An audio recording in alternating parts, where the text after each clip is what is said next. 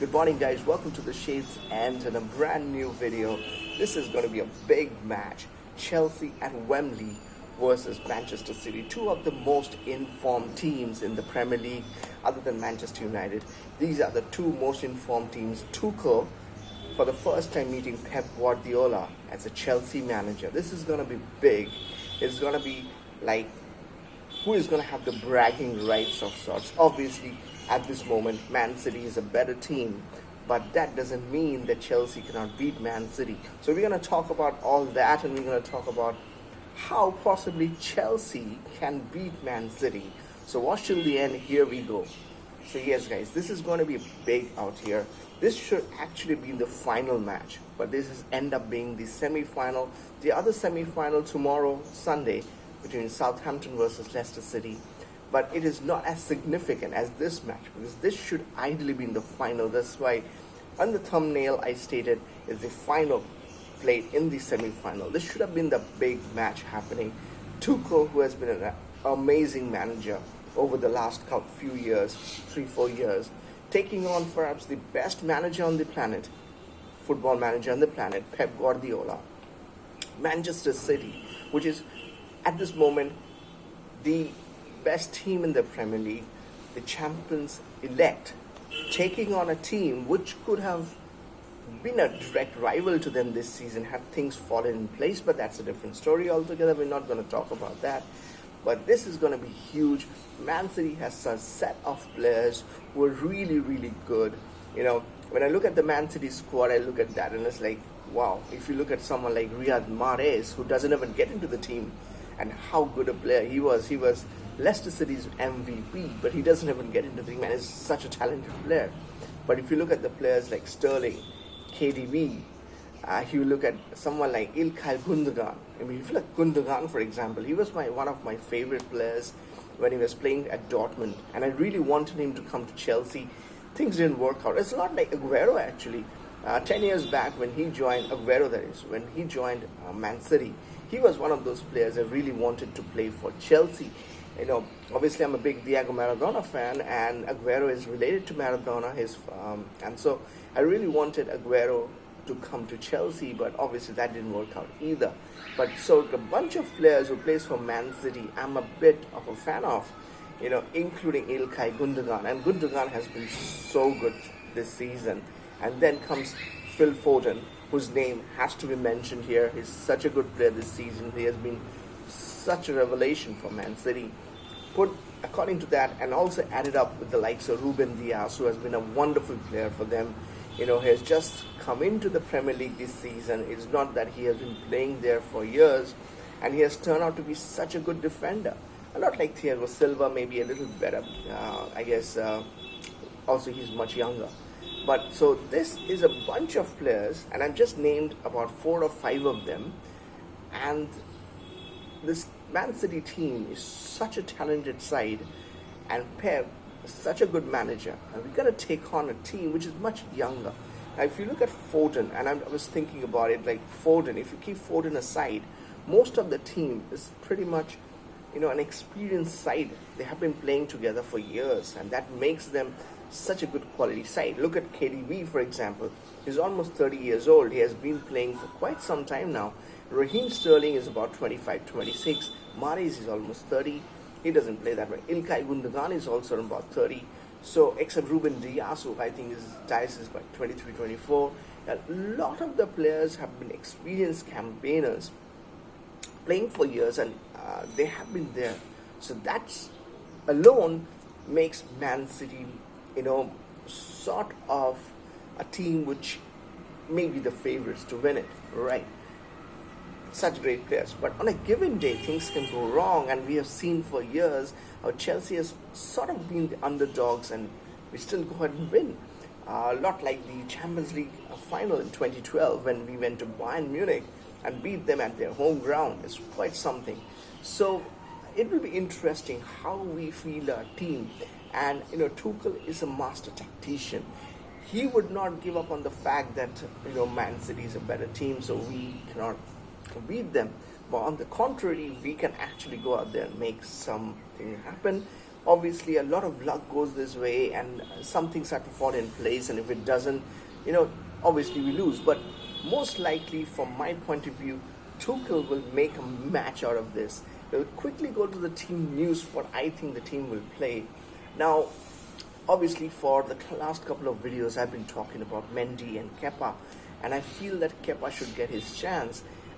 I really don't think Tuchel is going to really go out there and field a team uh, for the fringe 11 team. Actually, let's put it this way: he's going to put his first team up, because this is a very important match, an FA Cup semi-final match, could have been the final match.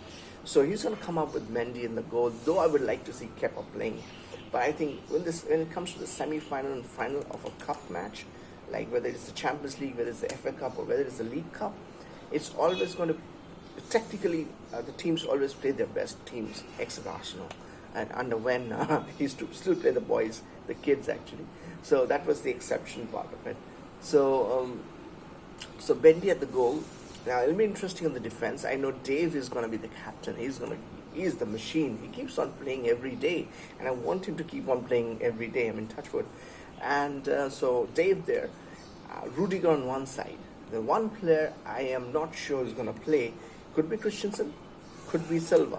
Now Silva obviously looks the most likely candidate. There's only one thing I think about Silva when I think about Silva is, though he is a great player, he is 36, and would you like to play a 36-year-old twice in a week? He just played against Porto the full 90 minutes, and within 3-4 days of that match, he plays against Man City. Will it be wise to do that? It'll be a big question. We'll have to see how Christensen is fit or not, fully fit or not. Ideally, I will go with Rudiger, Christensen, and Dave, because I'm not really sure if Silva can take on the pace that Man City players have, and maybe Christensen who has been wonderful, can actually do that job. So I would prefer Christensen over Silva in this match, though could actually be Silva playing in the final actual match. Now coming to the midfield is a big blow. We know that Kovacic could be out for as much as 3 weeks.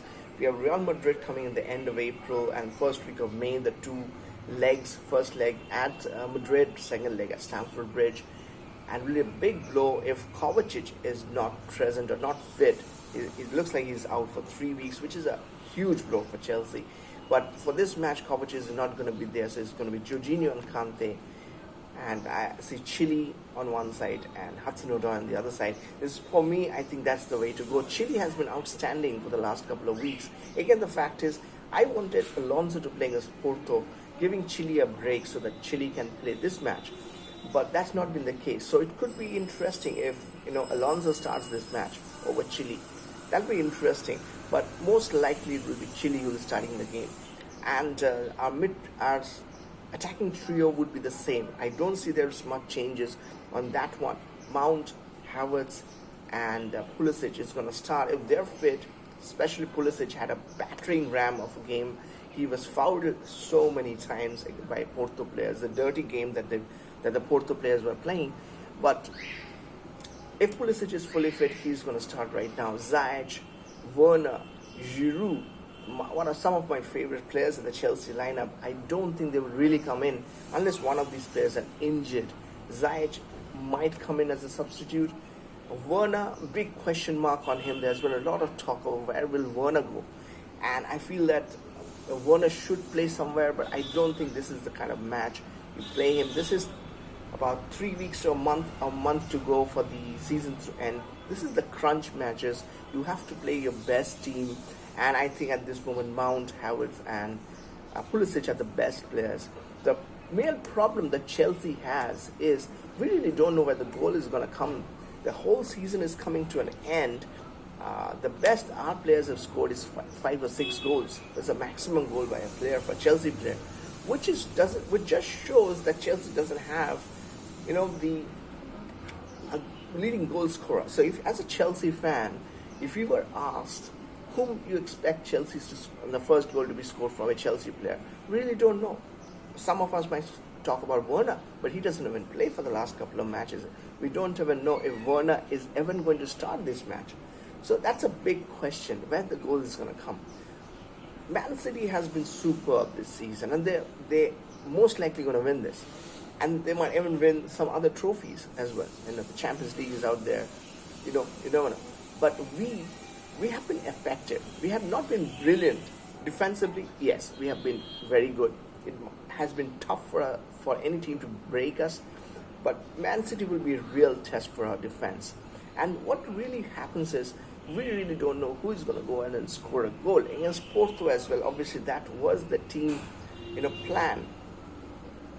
A lot of things what Real Madrid did at Anfield the next day, the next day after our match, that they also went ahead with the plan of not conceding rather than scoring a goal. But in this kind of a match, we have to score a goal, maybe 2 goals. But with Chelsea, we really don't know how those 2 goals are going to come from, and who is going to come up with those 2 goals. It's a big question. I guess that is where the match will be decided between us and Man City. I really hope Chelsea still goes and walk around this thing. I know Tuchel is such an impressive manager. He will be able to do something. And like for years that we have done, when we were expected to be, losing the match, we have been the underdogs and we've won it. This could be one of those matches. But I really, really like the Man City side, with the likes of Gundogan and Raheem Sterling and KDB and Ruben Diaz and Phil Foden, just to name a few of the many players that they have. Even ex-Chelsea, Nathan Ake is there. It's really an impressive side to play against. But at the same time, if we can do our job correctly, there's a very good chance Chelsea can actually nick it in. So I leave it at that. You guys let me know. It's been. What do you guys think? Who is going to win this match? What do you guys think should be the lineup for Chelsea? It could be with Man City as well. Where do you think the goals are going to come from Chelsea? Really, we have not been scoring a lot of goals. We really don't know who's going to come up. Will it be Mount? Will it be Pulisic? Will it be Havertz? Will it be someone else? Will it be Mendy who's going to score a goal? Will it go to the tiebreakers? Will it go to extra time tiebreaker and stuff like that? Keep it coming in the comment section, guys. Let me know in the comment section. I love hearing from you guys. So I'm hoping Chelsea wins tonight. The FA Cup semi-final, which could have been the final. I leave it at that. See you guys. Bye-bye.